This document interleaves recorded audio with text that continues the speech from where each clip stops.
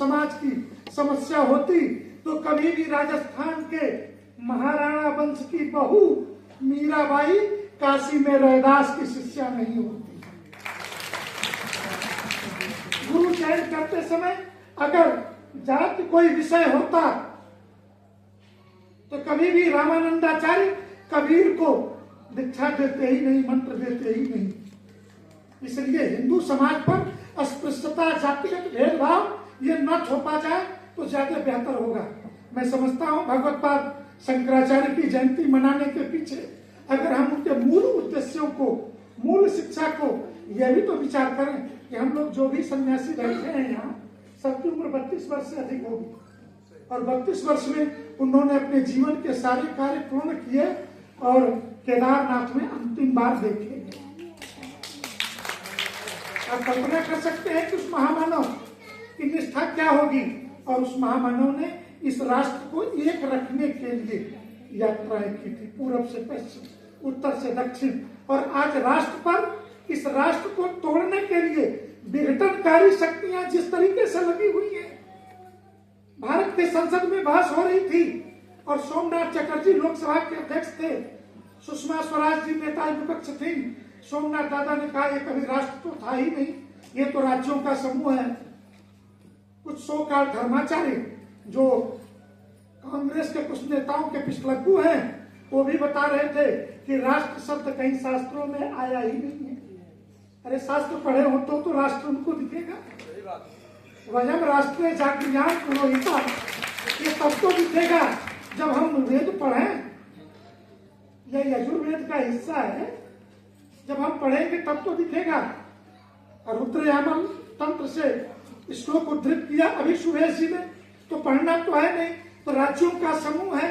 ऐसी ही बात संसद में जब हुई तो सुषमा स्वराज खड़ी हुई, कहीं क्षमा करना सोमनाथ दादा, सुदूर पूरब बंगाल में पैदा हुए, अगर यह राष्ट्र नहीं था तो आपकी माँ ने आपका नाम सुदूर पश्चिम समुद्र के तट पर बसे सोमनाथ के मंदिर के नाम पर आपका नाम सोमनाथ चटर्जी क्यों रखा? ये राष्ट्र की ही संकल्पना है। आज राष्ट्र के सामने संकट है। हम कार्यक्रम शुरू किए, पहलगाम अटैक में मारे गए हिंदुओं को श्रद्धांजलि देकर के, पठानकोट, पुलवामा, पहलगाम, क्या यही क्रम चलेगा? इसके लिए जिम्मेदार कौन है? अरे कल को सुप्रीम कोर्ट में कुछ लोग पहुंच गए।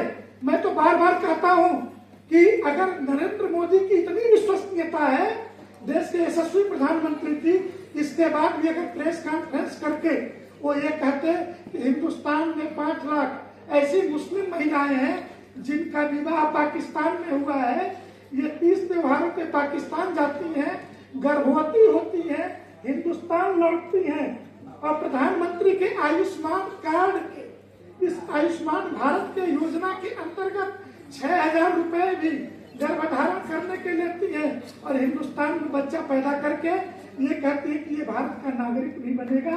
तो ये प्रकार का जनसंख्या जिहाद अगर वो कह रहे होते ना तो कोई इसमें से विश्वास नहीं कर सकता। हमारे लोग भी नहीं मानते, लेकिन 48 घंटे में जो भारत के नागरिक नहीं है, ये देश छोड़ देना है कि इतना कहने मात्र से भारत के सीमाओं पे जो लाइन लगी और जो गणना मीडिया ने करके दी, उससे ये बात पता चली कि कैसे कैसे पाकिस्तान के सपोले हिंदुस्तान की धरती पर पाले जा रहे हैं। और रोहिंग्याओं के लिए सुप्रीम कोर्ट में याचिका हो कि इनके बच्चे पढ़ाए जाए, घुसपैठियों के, बांग्लादेशियों के बच्चे पढ़ाए जाए।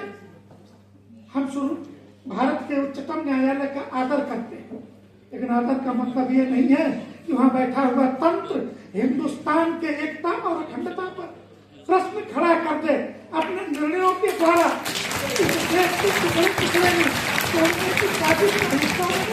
और ये सत्य समाज चुप रहेगा तो हम कभी बर्दाश्त नहीं करेंगे। जम्मू कश्मीर में आज अगर सामूहिक नरसंहार है, अरे जम्मू कश्मीर में 90 में जो हुआ, 47 में जो हुआ, जो हिंदुओं की हत्या हुई, उसकी सुनवाई करने के लिए सुप्रीम कोर्ट के पास समय नहीं है।